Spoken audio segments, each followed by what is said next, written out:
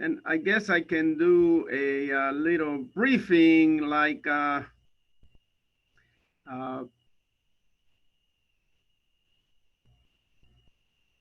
welcome to the webinar for Long Beach City College Tropical ID Plant and Ginger Plants. Yay! So we get to talk about gingers and the many plants that will fall under this category that were and are still very, very important for people. In history, you may have read in high school about the many, many travels that were taken to the East Islands, Spice Islands, to find valuable spices that would make food taste better. And many of them were members of the ginger family. Later on, that was a mistake that was done by Christopher Columbus that then discovered America, and then we can take it out from there. So gingers have played a very, very important role in human history. But we are going to look at a bigger picture. Prior to this, we have looked at the individual family of plants. However, in the gingers, we're going to look at the order of the plants, which means that we're going to take several families that we can lump together because they're very close to one another, and we're going to put them under the order of the Zingeberalales or the gingers. So we're going to take a step back. What we are seeing here is what we like to refer to as a family tree. So these are the different families that we are going to look at that all came from a common ancestor and that give eventually rise to the different families that we're going to see later today. So do they look the same? Yes, there's going to be several characteristics that are going to be important or that are going to be shared among members of this family that may look the same because they came from a common ancestor. So this is where they branch and became individual family like the banana, the lobster claw, the bird of paradise, the canas, the maranthas, the gingers, and also or the spiral gingers. So you see where they branch from the common ancestor, and as they evolve, there was a secondary branching that occurred, and that's where you have some of those individuals that are going to be much more closer related. So this is where they branch. If we're looking at a different way, this is exactly the same thing, more like in a diagram. And if you look at ginger family, you'll find this in Google, so it's not my drawing. But we can see that they all stem from a common ancestor somewhere in the back. And now we have rise to the different individuals. So we are going to begin with bananas because that's going to be our first family. That's going to be the Musaceae. Musaceae or Musa for banana family. And here is the distribution in the tropics. That's where we're going to find most of them. And we're looking at the bigger picture because bananas only have two genera, and we can finish that in a minute. And so that's why there's going to be a lot of mini families that will eventually make the ginger order. And that's why we're going to be looking at every single one. So you will actually get to know every single member of this group of plants, or at least the more common one. So they're all going to be monocots, meaning they're going to be grass-like. They're going to have big leaves. There's going to be only two genera, and that may or may still hold, may not hold right now, because I think they're lumping or changing this. And then 41 species. The banana that you eat from the store has its origin somewhere in Southeast Asia, but you can see somewhere in the Pacific Islands, that's where many of the bananas will come from. Bananas are tropical. There is a thing called a banana belt in the United States, and that is going to be kind of the southern edge, California included, where bananas can be grown outdoors without a problem. That is the banana belt. However, every couple of years, we do get a cold winter, cold enough that it's going to burn and kill some bananas, or at least it's going to kill the top portion.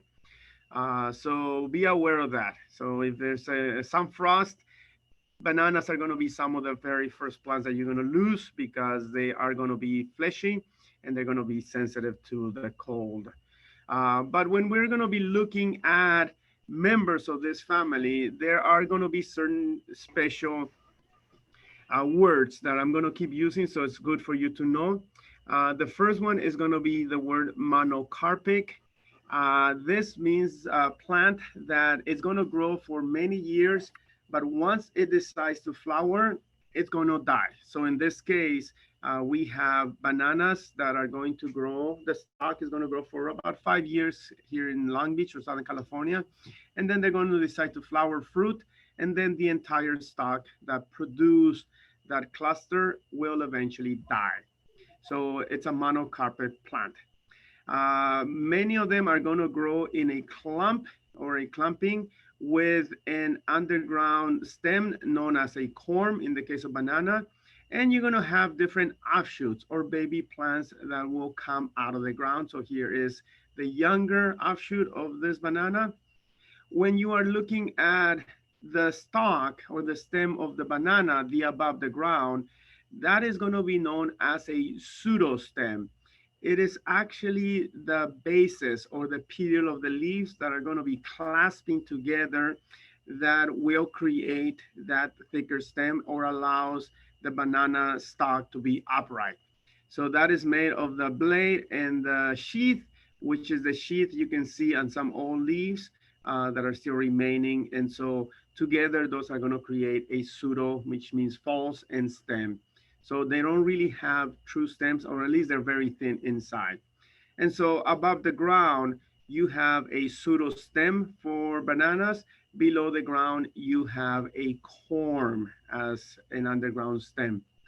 And then you're going to have the flowers that are going to be produced in a cluster or a grouping, and that is going to be known as an inflorescence for this group of plants. So these are very important characteristics of the plant that we'll keep repeating because many of the members of this order will have exactly the same, keeping in mind that they came from a common ancestor. So here is the banana stem. So below the ground, as with this one that was growing in a pot, we have that offshoot, the baby plant coming from the ground, and we see more right here.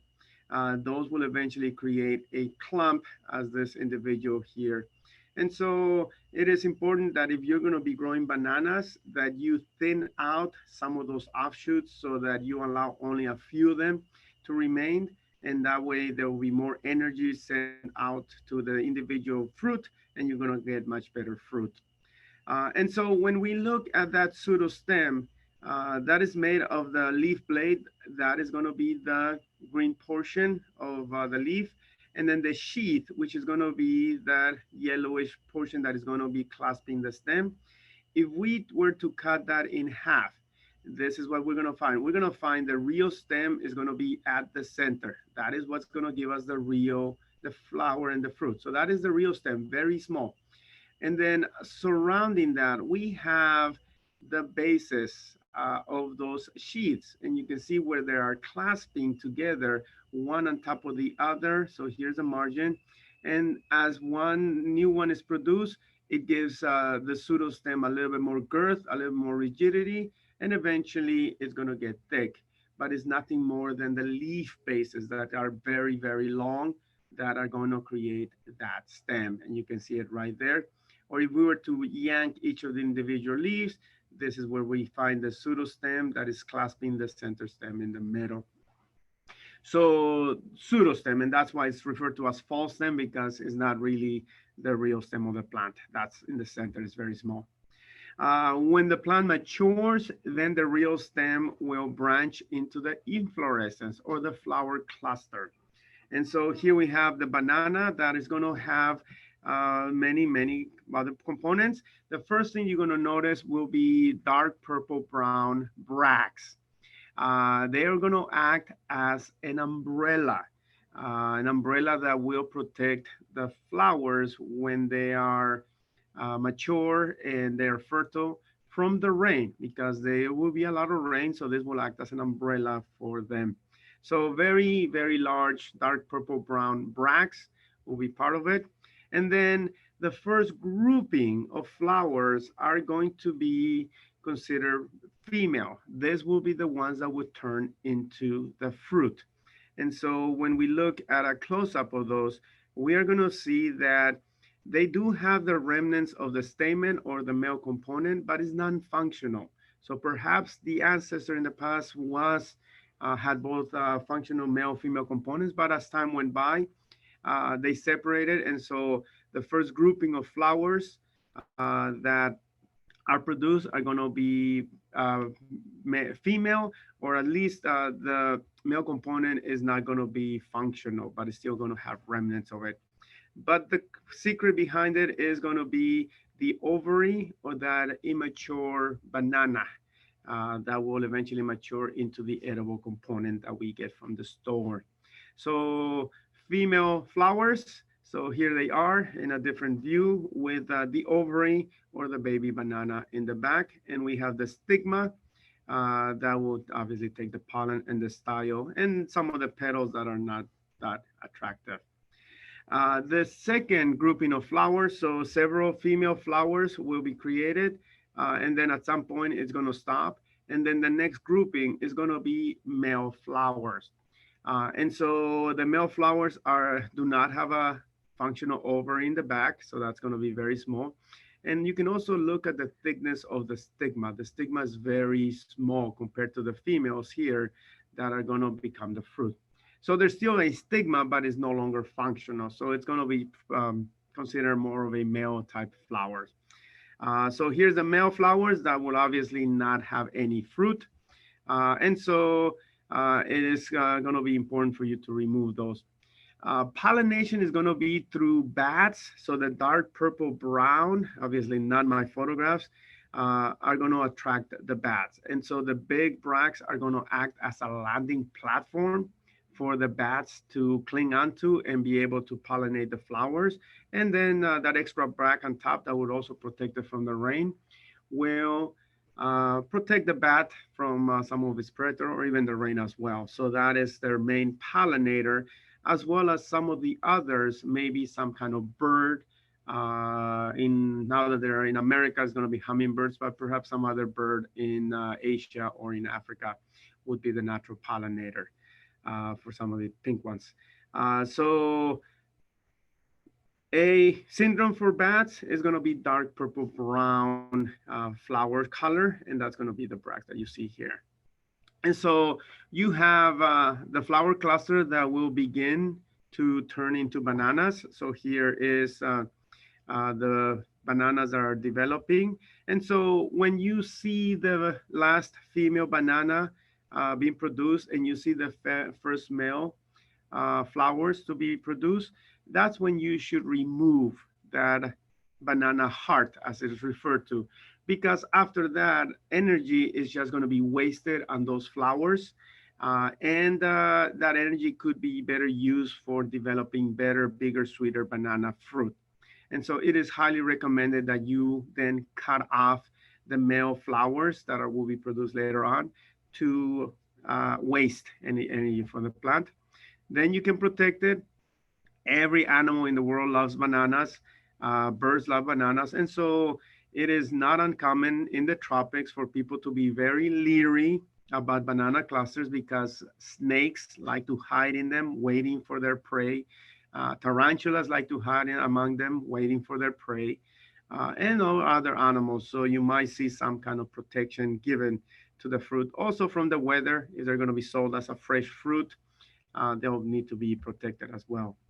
So as you venture anywhere in the world, bananas are going to be a very common commodity. There are many different types of bananas out there. Here's some of them in Long Beach that are being protected. And here is the commercial production of bananas. Most of the bananas that you will get from the store come from either Ecuador, that is where this photograph was taken, or Colombia or Mexico, or some other tropical part of the world, but most of them will come from Ecuador if you look at the sticker. Here is where they have now allowed just one single stock to concentrate its energy. They only allow one stock to remain. That stock then synchronize their blooming and then production of banana. Then they'll come through here, harvest the banana, and cut every single old stock, allowing the young one to then take over. And in about 2 years in the tropics, they will be producing more bananas. So it's about 5, 6 years here in Long Beach from a young shoot to a bearable fruit size. And it's about 2 to 3 years in the tropics where it's hotter and cool, humid. That's going to be the turnaround time. So there's the rows of bananas ready for harvesting or getting ready. And there I am for scale, where the plant has already started to die, and you can see all the leaves that are dying. And so when you look at bananas in the stores, there's going to be some important lingo. So the bananas, when they are hanging from the plant, they're going to be known as the banana clusters or bunches. The moment you get them in the stores, they are then going to be referred to as banana hands. And then the individual bananas are going to be known as fingers. So fingers, hands, clusters. So this is banana lingos next time you go into the stores and you see them. And they have been brought into California for many years. So these are some of the photographs from the repository at the Central Library. Some of the bananas that were being brought by boat. I think this may be New York or maybe here in California. I don't remember. But here they're bringing the large clusters. Here's even more being unloaded into some of those old ships.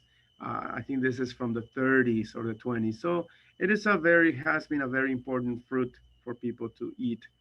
There's the mini bananas that are kind of sweet from Ecuador.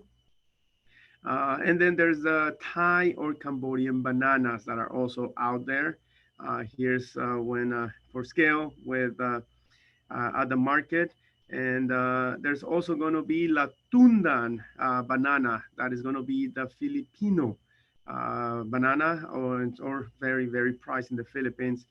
In Colombia, they call it manzano because it's a little bit crunchy, but not that much. But these are coming from Colombia. So La Tundan or manzano bananas next to the regular chiquita banana that most people would like. It's also important for you to know that most Americans eat them when they are very, very green and they're all kind of bland and flavorless. Bananas should be speckled. And some people don't like the mushiness of them. But when you find a speckled banana that is allowed to ripen fully, it is very sweet and way better tasting than some of these blands that are kind of yellowish and perfect, but they're still kind of greenish. So you've never had or allow a banana to go speckled in color, then you should. It's preference. Some people like it, some people don't. And these are some of the plantain banana. Plantain, which are some of the selections for having a lot more starch than sugar that you would have to then cook. So there is the young fruit, and here are the male flowers that obviously will not give you anything. And there's the female that are beginning to develop into those bananas. And so that's how you would get them in the market. A lot of starch. So most people who eat them green or raw will experience some kind of stomach ache unless you have a strong stomach. And so that's why cooking them is a preferred method of eating them. So you have different types of banana chips that are made.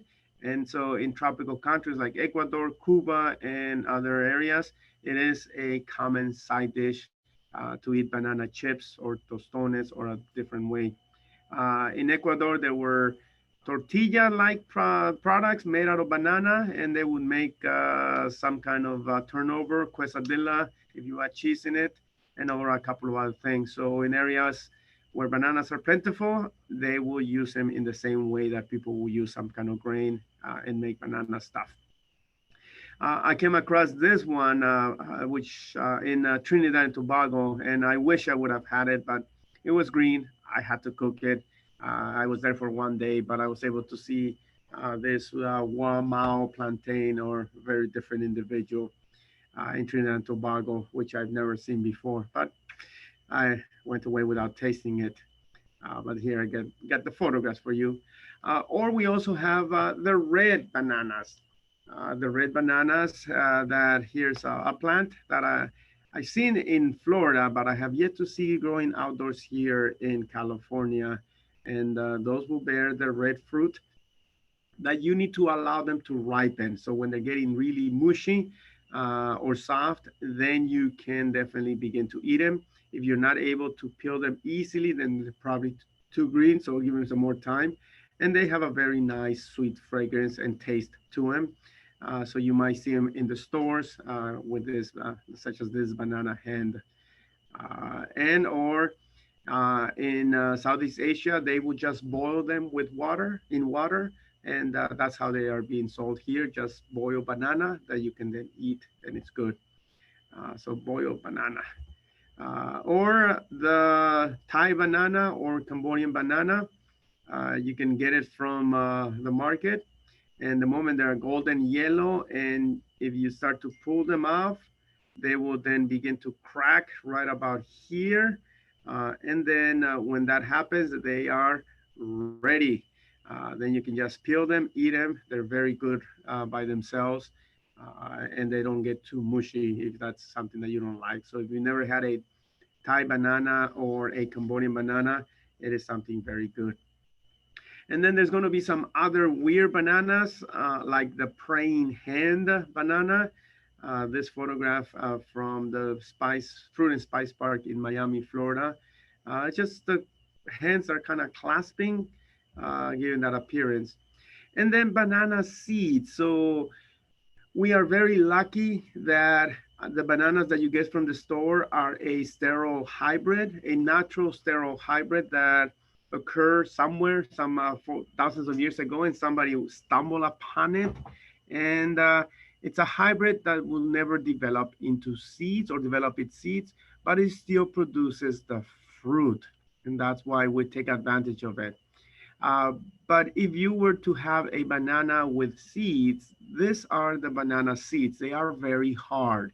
If you were to bite a banana with seeds, you're probably going to break your teeth. And so that's why we like that common banana, because it's a seedless kind of.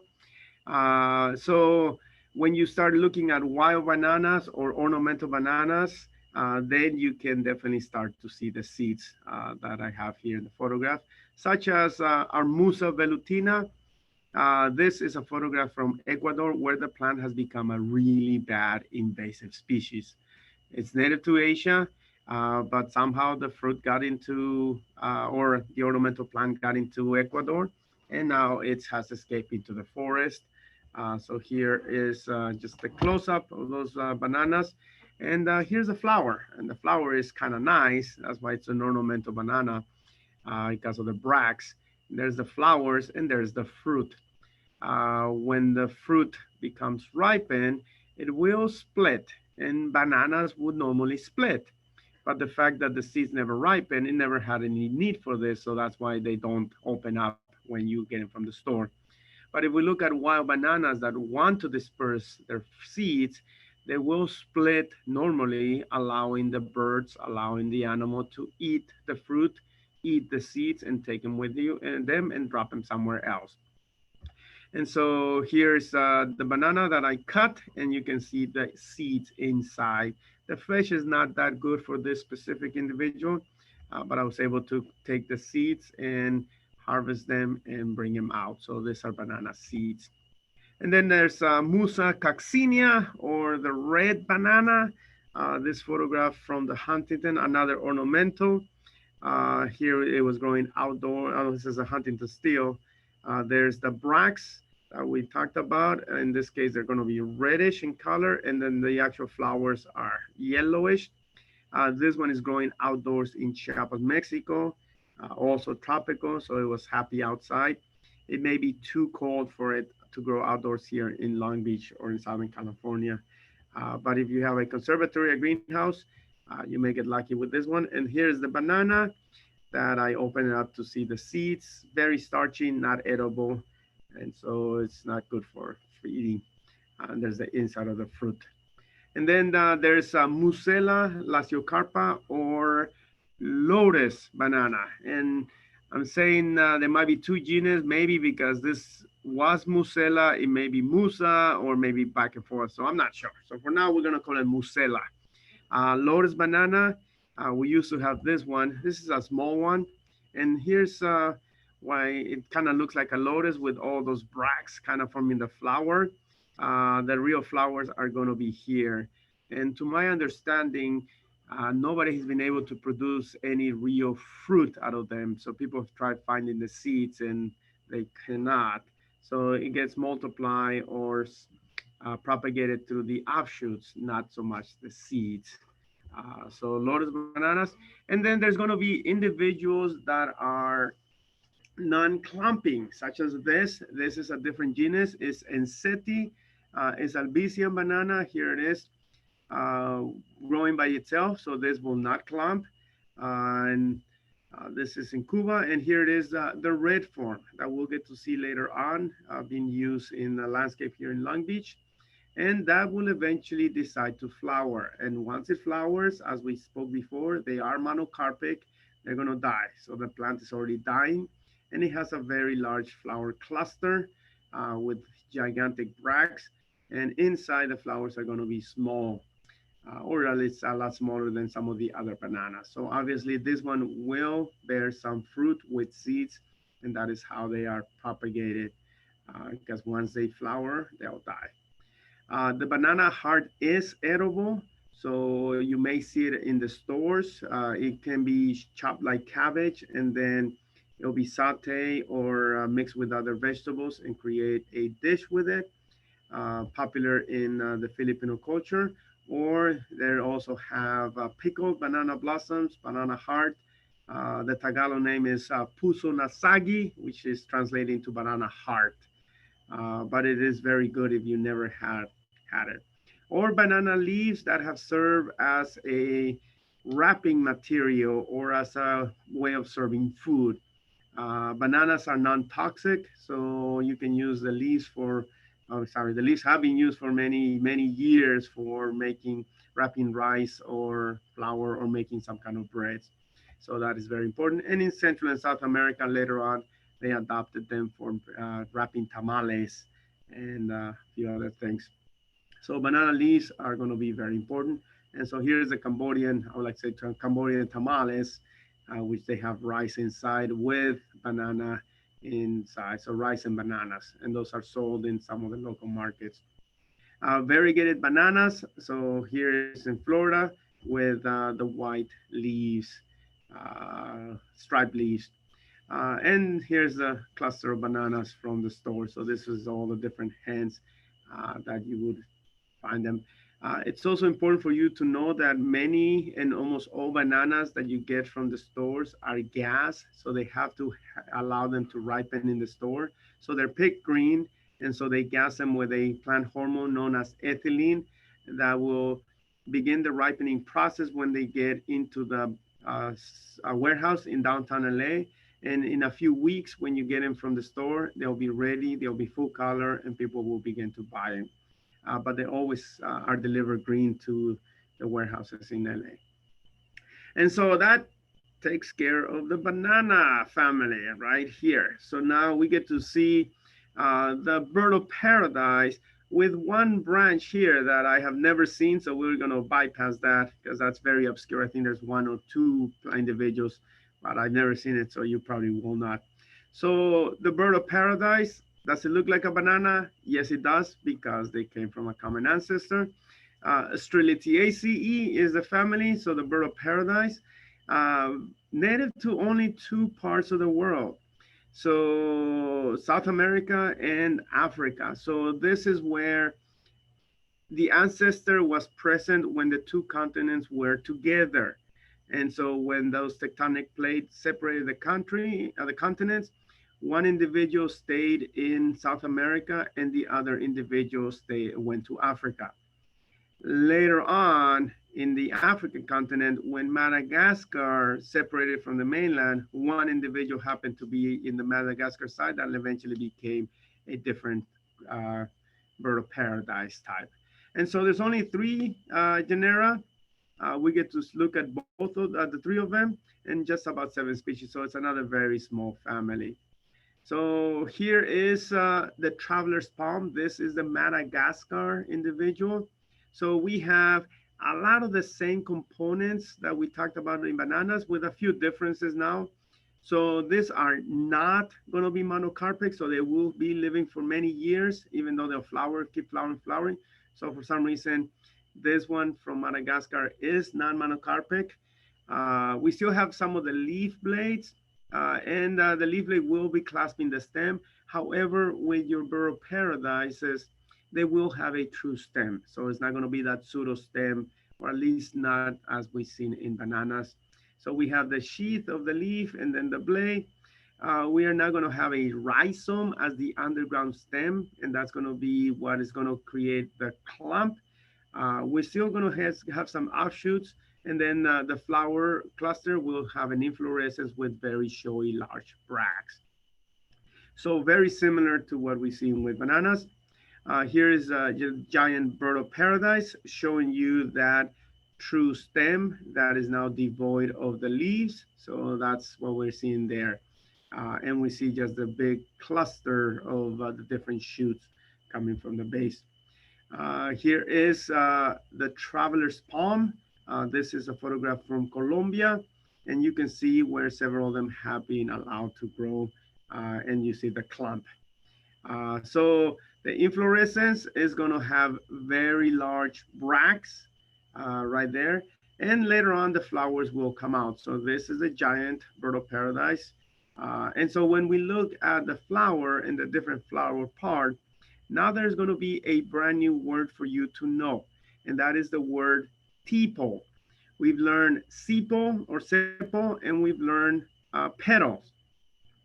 However, when the part of the plant is the same color and is very difficult to differentiate between the petals and the sepals, as is in the case of the bird of paradise and many other monocots like the gingers and the lilies and also the orchids, then we're just going to refer to them as tepals. So be aware because you're going to see this word again. Uh, so, so we have a bract. So we have that in bananas as well. And then we have a tepal here that's going to be blue. And then we have two more here, which are going to be the inner tepals.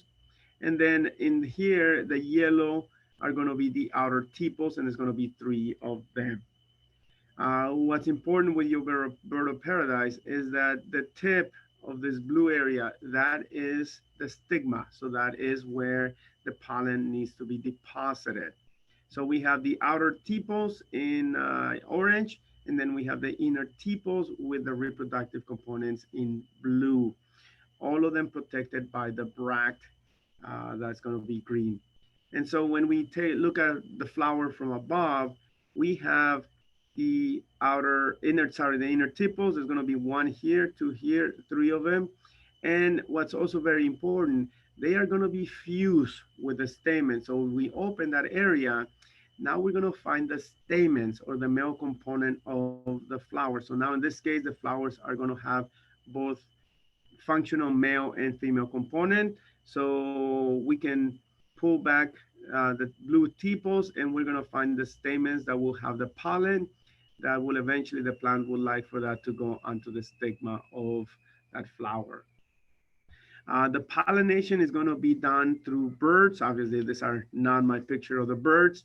So in Africa, the birds will land. They will try to drink the nectar as you see here, and then it becomes a balancing act.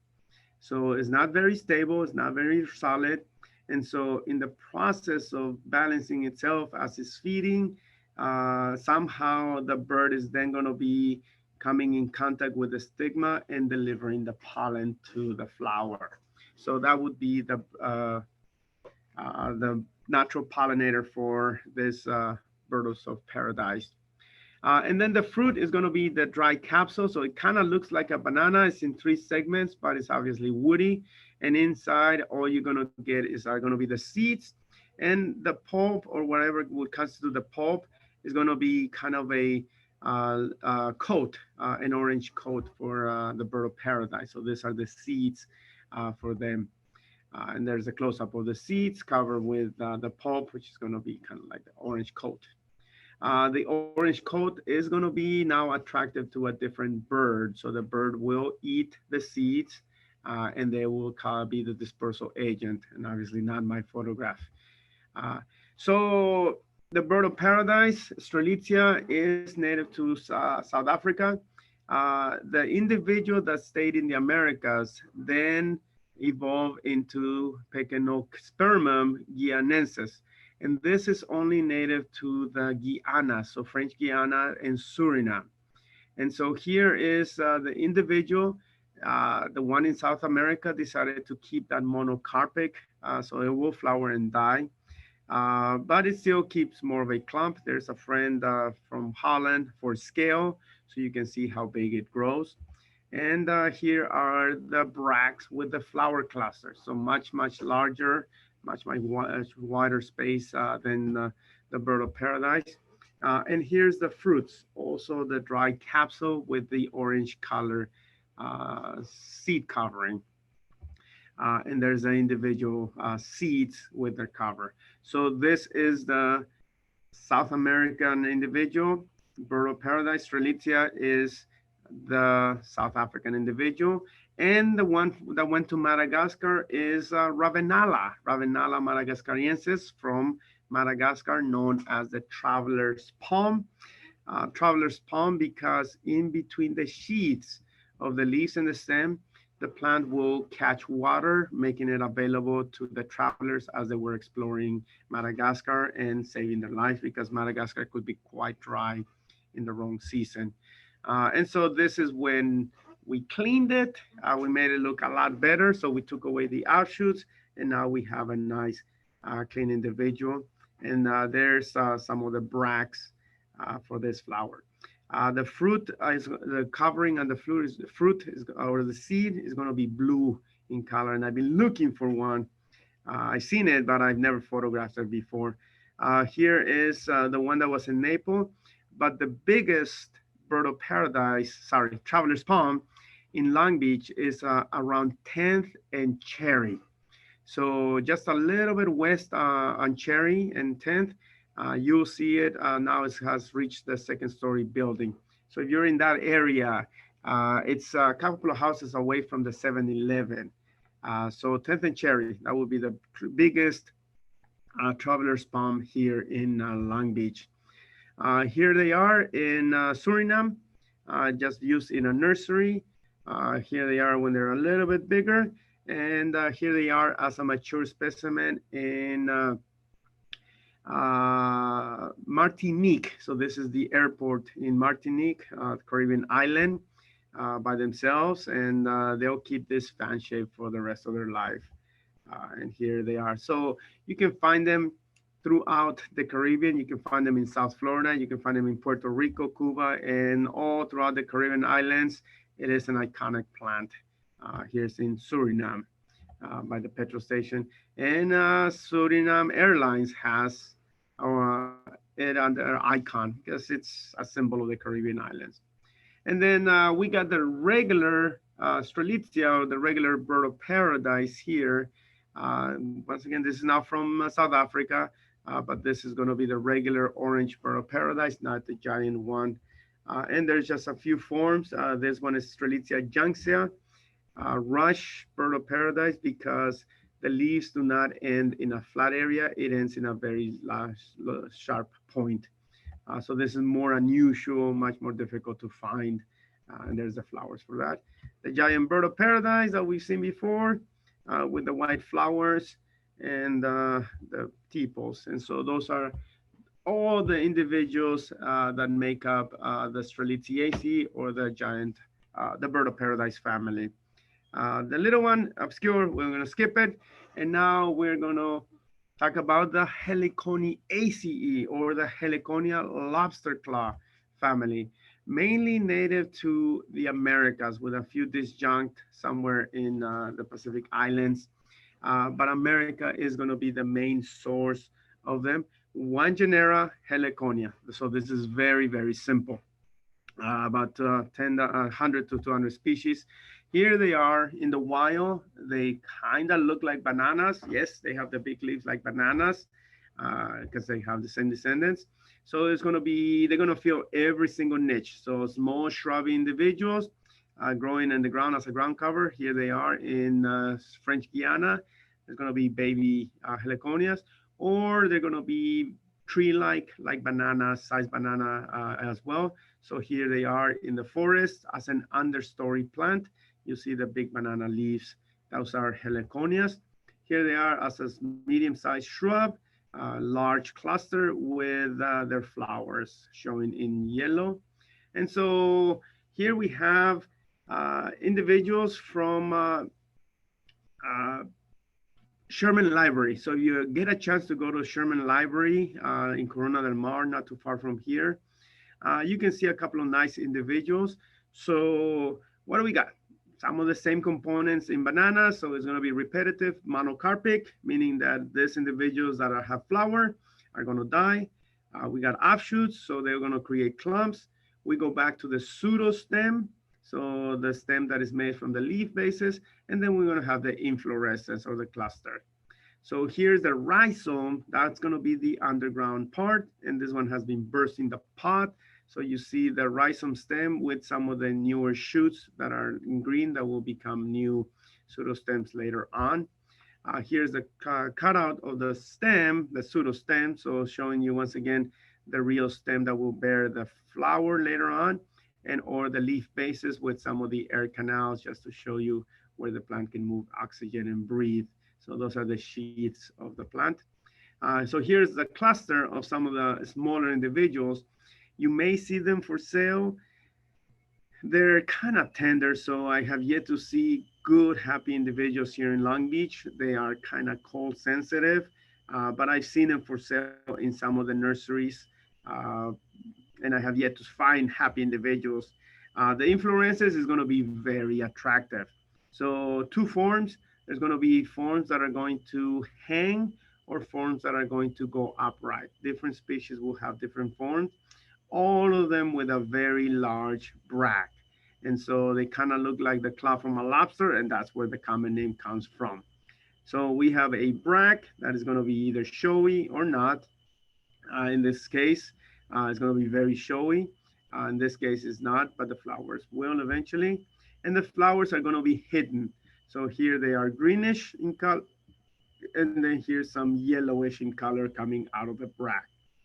And so here's just different colors. So here's some of the greenish, here's some of the yellowish, and here's some of the greenish color. All of them will be pollinated by hummingbirds. So they are from the Americas primarily, and they are going to be exclusively pollinated by hummingbirds, or at least they evolve with hummingbirds. And many of the hummingbirds evolve with them. So as time went by, in this case of the hummingbird on the right, you see a very curved beak, and that is going to be the same shape as the flower inside. So the hummingbirds also evolve their beak to be in the shape of the flower so that they can take advantage and take the nectar. The bract could serve as a landing platform, not always necessary because hummingbirds can hover. And that is why you have this deep scarlet red, orange, or yellows as a predominant color for heliconias, because those are going to be the primary colors for bird pollination. So hummingbirds, the main pollinator. Here, I took a photograph of a birdie. I don't know if that's a video. I think I took a video in Trinidad and Tobago where I had this birdie go after the flowers. So I'll probably post it later on. But that's my photograph of the birdie pollinating heliconia. The fruit is going to be purple. The fruit is not edible. And so here is the fruit for those individuals, as well as the seeds that kind of look like bananas, and they're very hard and they're not edible. Heliconias have a much more valuable role as a cut flower, and that's when they started. So There's about 10 individuals that will grow outdoor here in Southern California, Long Beach area. But most of these more exotic, bigger banana looking individuals are way too tropical. You will need to grow them in a nice warm greenhouse during the winter if you want them to get big. But for cut flower, they are going to be very important. Some of the more expensive flower arrangements will have one or two heliconias in them, on them, and they will be much more expensive. So that's going to be. So here's just a few of the plants that I came across. This is from Ecuador, very large cascading cluster there of flowers for scale. And then this one, I think this one is also from Ecuador. And there I am holding it for scale. So yeah, they are very, very nice. And so here's one growing out of the side of the road. And I think this will show Alexis, a friend of mine, for scale there, taking photographs. So that's Alexis, he's from Russia.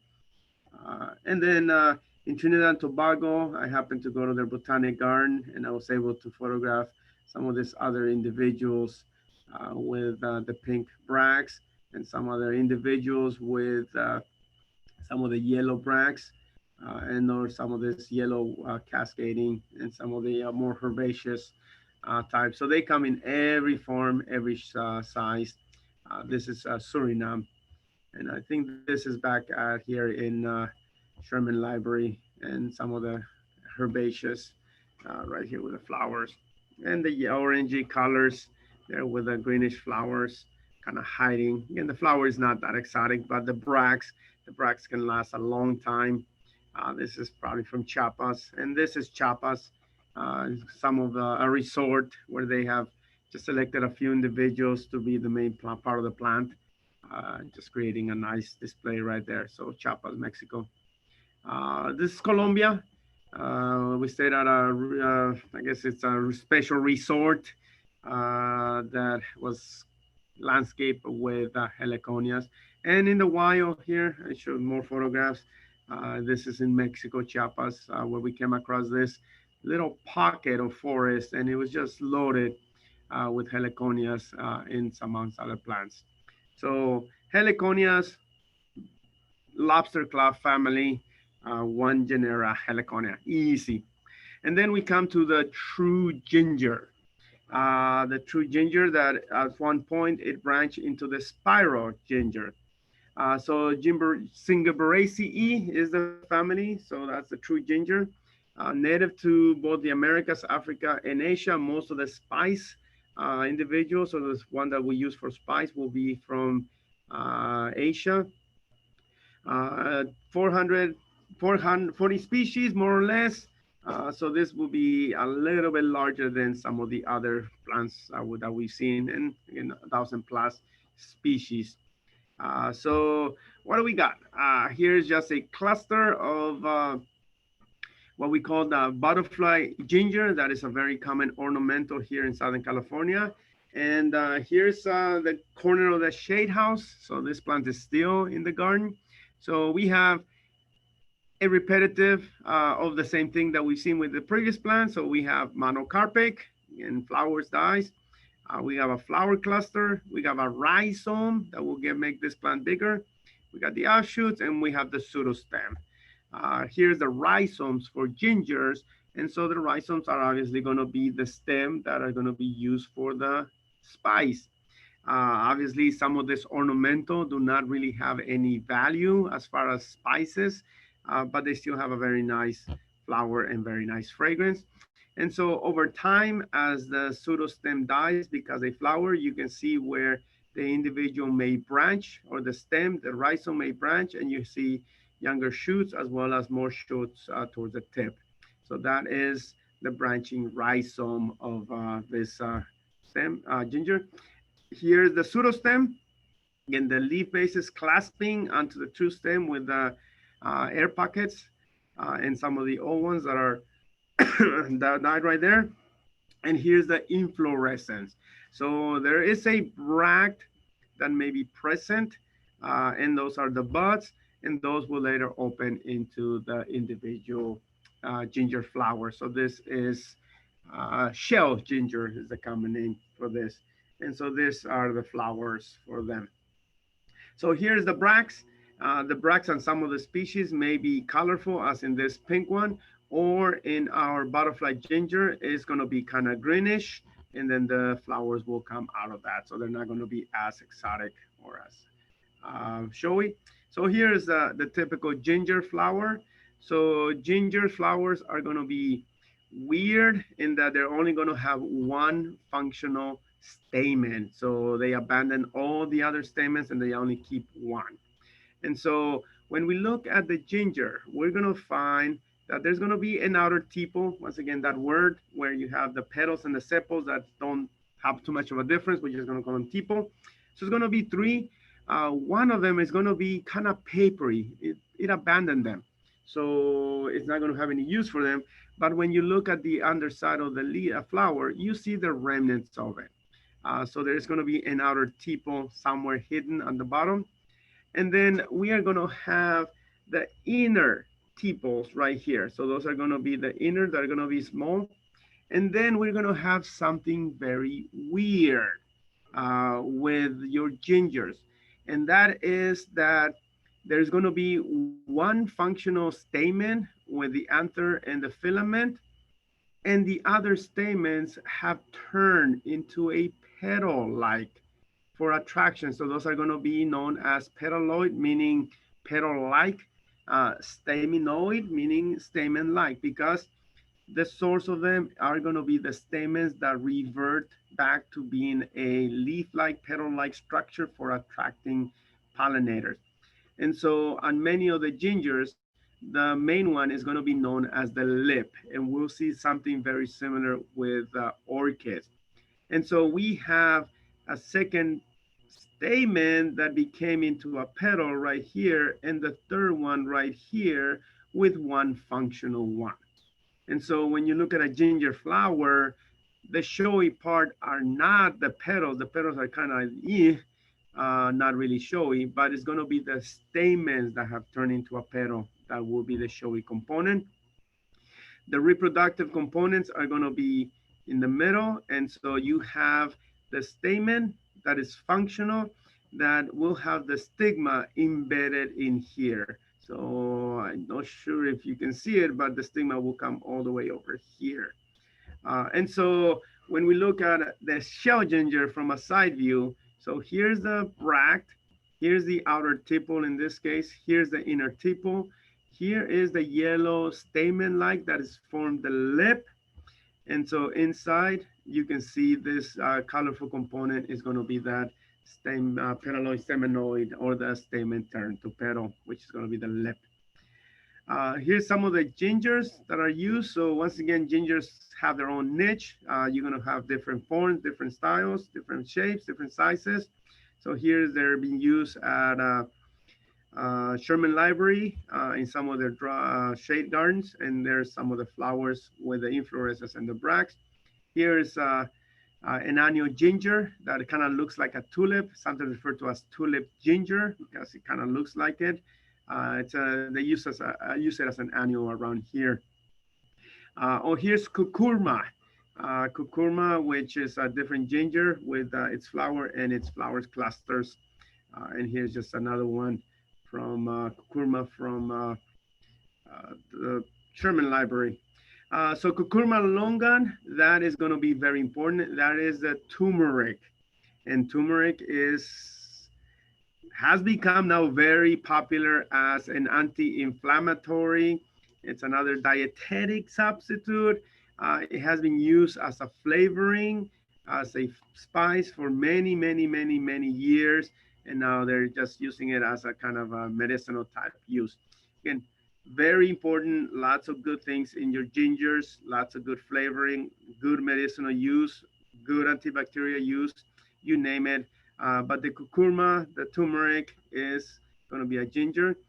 Most likely you're going to find rhizomes, and if they're fresh and if they are alive, you can grow them and you can plant them and you can grow your own turmeric out there. I've grown it before, but I have not seen the flower in person. It hasn't flowered for me. But here's the turmeric's rhizomes that are sold for making food, or the turmeric powder that is sold for adding it to smoothies, drinks, just to add that extra health benefit. And there's a powder and very strong, so be careful with it. Here's a momum, and this is the giant gingers. So here they are growing at the hunting to the library, or they're also known as torch gingers. Here is the giant leaf going into the conservatory, and here's the flower. Kind of looks like a torch with very large bracts. The individual flowers will be right here, kind of in reddish, and there's the close-up of those flowers.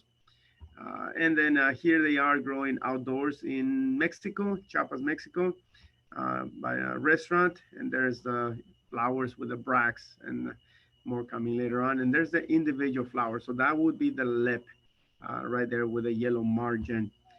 Here's a pink torcha ginger. This one I found in Ecuador. And there's the fruit for the ginger. So those will have seeds inside. Here's a lentigera, which another torch ginger.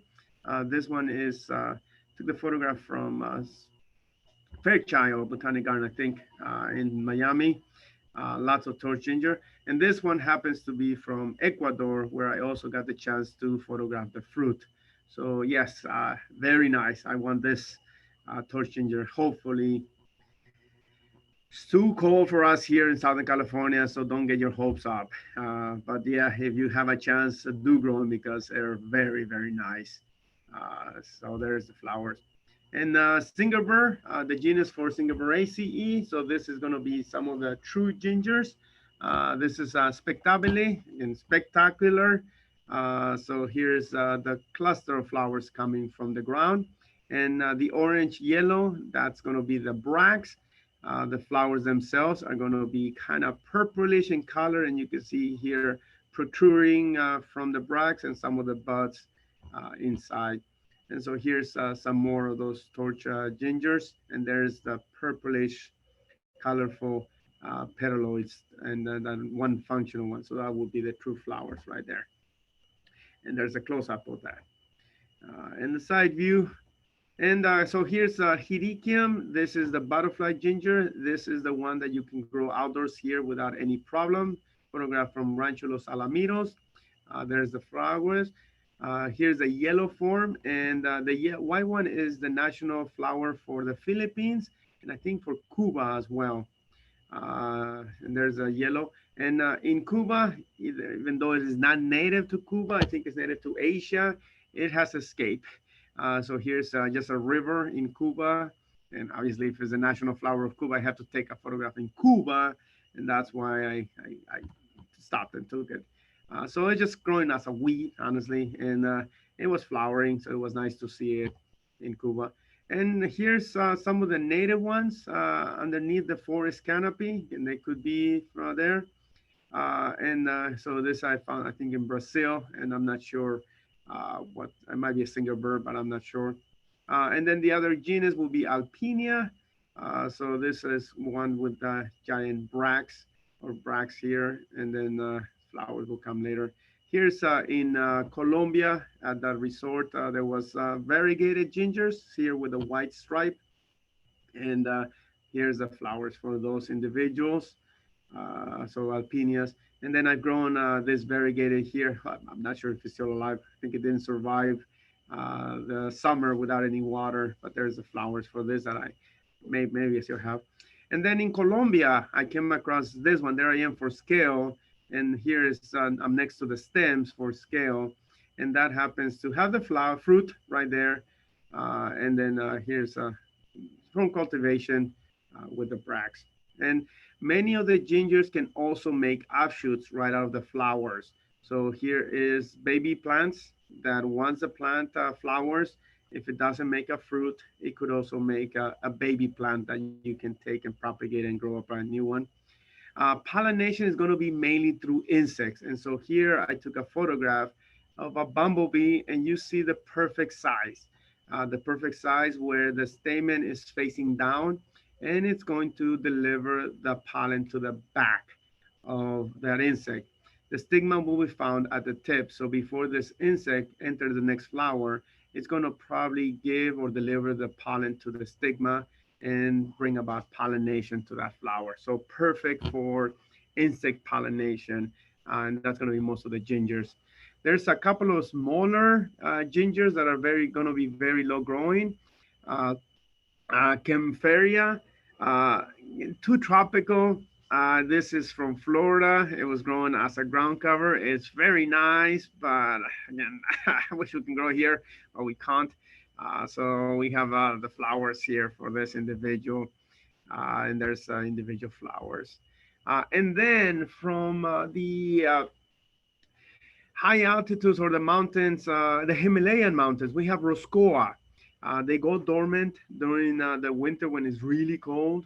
And so I was able to grow it here outdoors. I got, I think, the rhizomes from online, and I was able to take some of these photographs when I was really happy to see them. So this would be more of a high altitude from the Himalayas mountain in Asia and Europe. And there's the side view of this individual. And then this other purple one that I also grew here in at the gardens. There's the side view. And I think, I don't know if I still have them or I lost them or they got covered with something else. And then a few others kind of weird that you may get them through online. I think Logi's sell some of this. Burbigia, this orange ginger.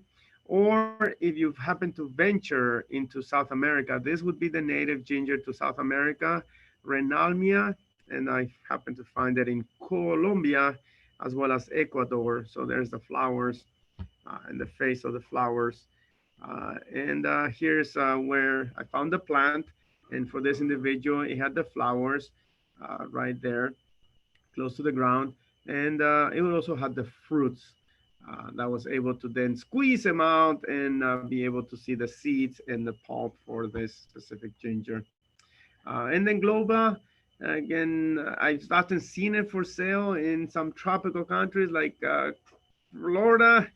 You can buy them through online, but it doesn't grow outdoors here. I wish it would, at least not for during our winter. But it's merits some attention.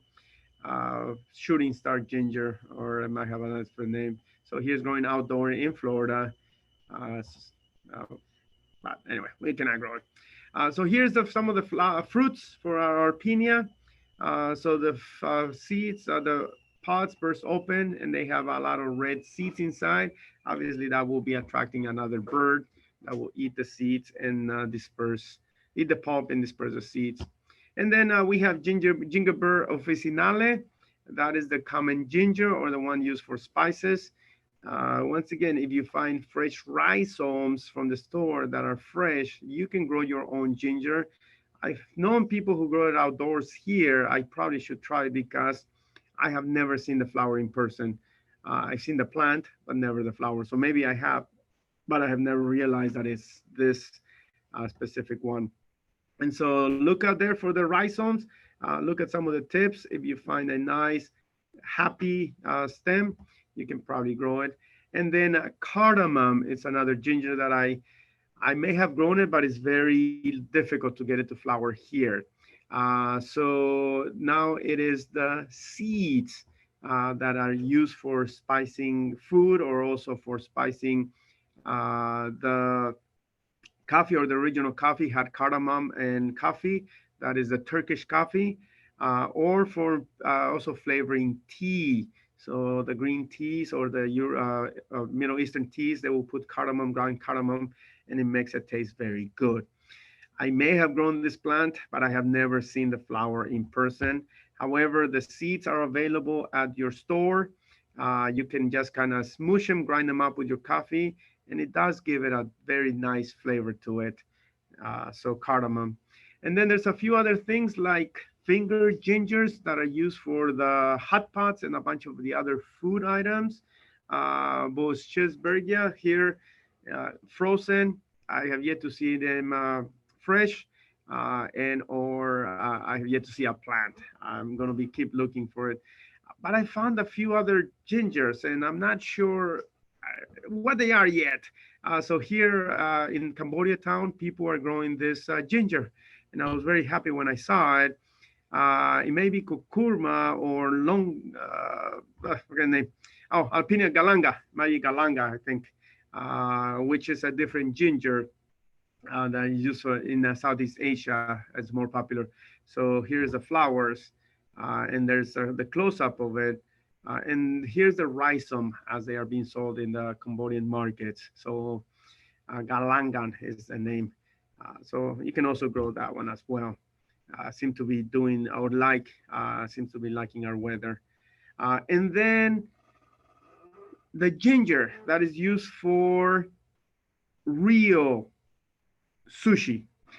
It is not the American ginger or the shaved ginger rhizomes that you may get from your local sushi places, but the original ginger for sushi is the flower.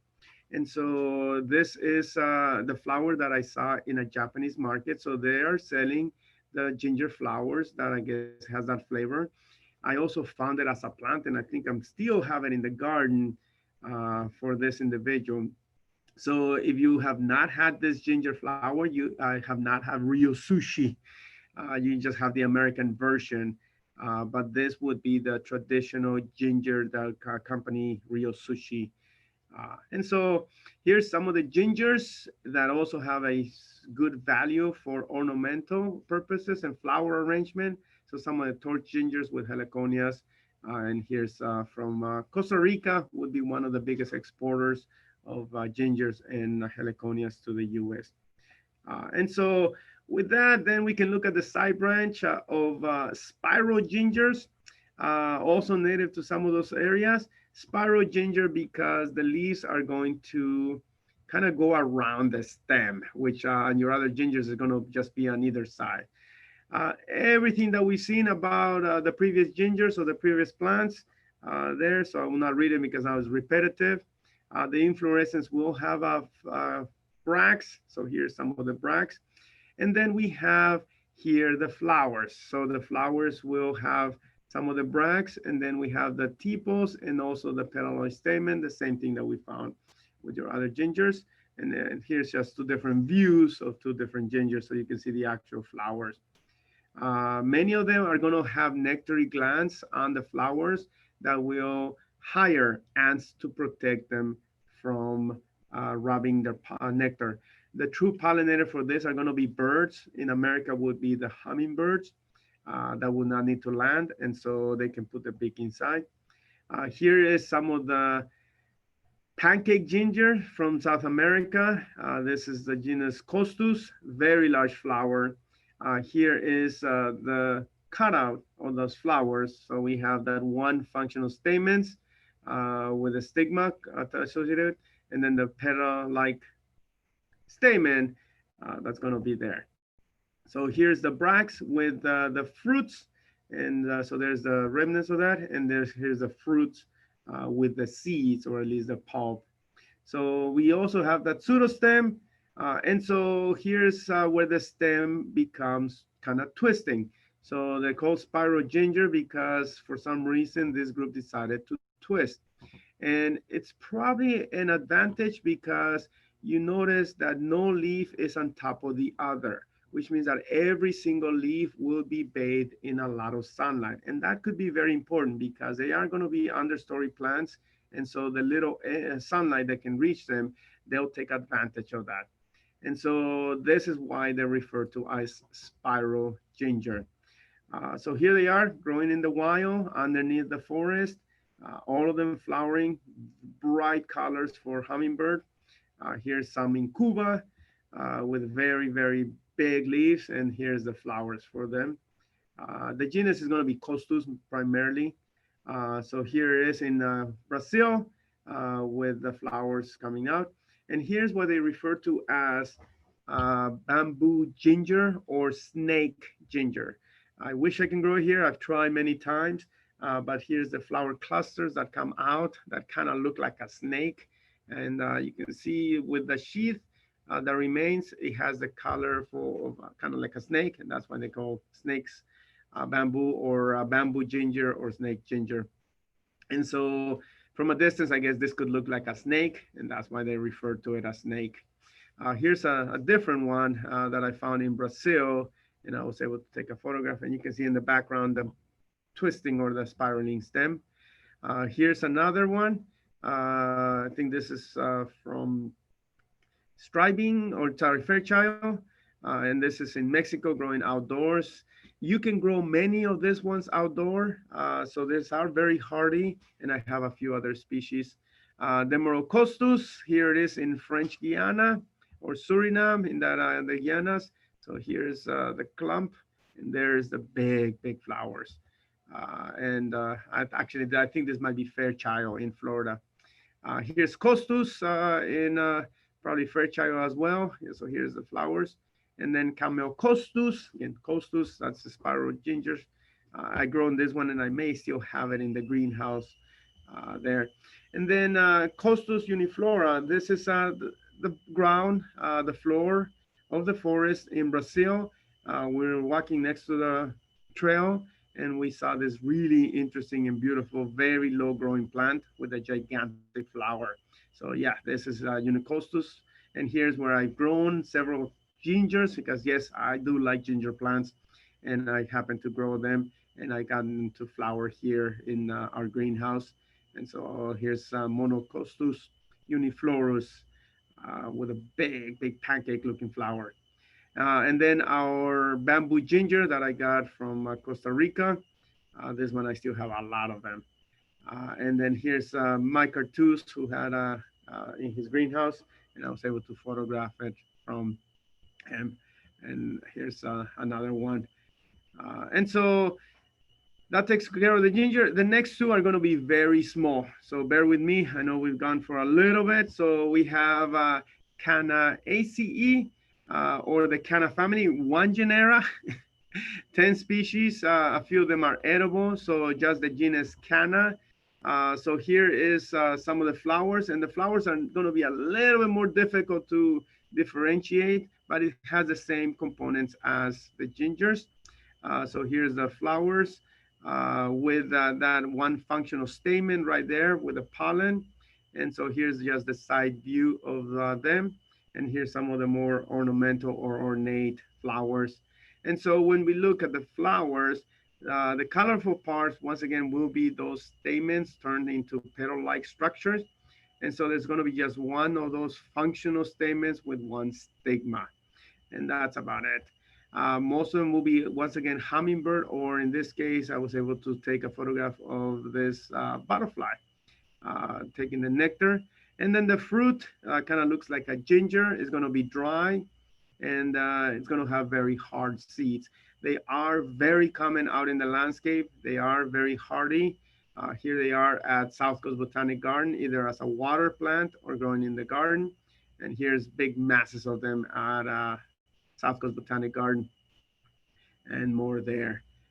There's different varieties, different variegations. Here they are at uh, Botanic Garden, Kew Botanic Garden, or in Botanic Garden in England, where they are grown as annuals, of course, or they will die to the ground. Here's a more colorful individual.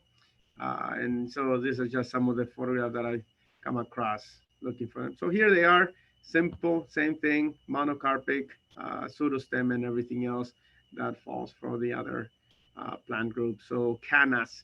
And so one of the biggest saying is that if you want a tropical garden or an instant tropical garden, all you gotta plant is canas and bananas. So canas and nanas.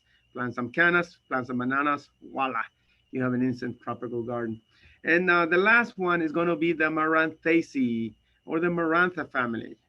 You know it as from Tenanthe, the arrowroot family, 31 genera, and from the tropics. What is different about them is that the base of the leaves are going to have what is known as a pulvinus. And this is going to be a very important component because many of the maranthas are going to close their leaves during the night. And so it is the action of the pulvinus that will move the leaves as they close during the night by removing the water and or opening them to extend the cells during the daytime by adding water. So this swollen area at the base of the leaf is a good indicator or a good way for you to look for in case you want to put things into the Maranta family or the Maranta group. Sorry, yes, Marantaceae. Also, the leaves are going to unfurl. So here is the process. So the leaves are going to be furrow when they are going to be young, and as they mature, then they're going to then expand and open and unfurl. So that's going to be another characteristic that is going to be unique to the Maranthas that you're not going to find in any of the others. And here's in the wild. This is from Brazil on the forest floor. So we have the young leaves, and as it unfurls, there it is. Tenanthe luberciana, we saw it before. Here's an earlier photograph a couple of years ago of the same plant that you witnessed. I mentioned the flowers, not really showy, but you have exactly the same components, some kind of bract, some kind of petaloid right there. Very small, so very difficult to really photograph and get a nice shot of them. Here's just some other maranthas that I happen to find at the base of the forest. Here is the peacock flower or peacock plant. We may get to see this one later, grown for the foliage and the variegation. Here is the flower. So once again, a cluster with some kind of bracts and the flowers coming out of that. And there's those are, and there's the individual flower for those. And from Brazil, again from the wild, this other Marantha in cultivation, you may find this one around, and this one happens to flower at the base. Again, compared to the leaves, the flowers are not that important, and most people will not even see them. There's the flowers for that individual. And Stromanthi, this is one of the largest one that I found. Here's the flower for that, and there's the individual with the flowers. This is from Ecuador that I came across it. And here's a couple more just in the forest. And this one happened to be very small, kind of embedded in there. And there's my finger for scale. Pleistotachys, again, they kind of look like bananas, but once you look at the flowers, they're very different. Or here in Chiapas, Mexico, we have this other one that is also grown for cut flowers because they kind of look like heliconias and or other plants. So here's the bracts, and there's the individual flowers. And here I am for scale for this individual. So very big like a banana, but they are in fact marantha, and there's the flowers. But similar ancestors, so they're gonna have the same characteristics. So there's, I am with one of the largest ones. So Maranda arenacea, this is the arrow root. And so it is edible. The rhizomes are eaten. I guess the starch is easier to digest than flour. And so it is used for making cookies or for children, for making cookies for children. So you may see it in your store as arrowroot starch. So this is the rhizome from this Marantha arenacea that you may see it in the stores. And in the Philippines, it's Uraro, that's the name. So if you go to Jarmay, our bakery around the corner, they do have the cookies, and this is where I took the photograph. And so here's just that Marantha. And so that takes care of that entire order. I know it was long, but it was very small families that just make up all of that. And so are there any questions now on any of this, the order of the bird of paradise, bananas, whatever that? Oh, any questions? I know now it's ginger overload.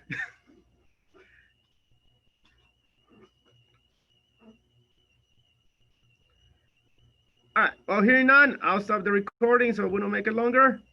And I will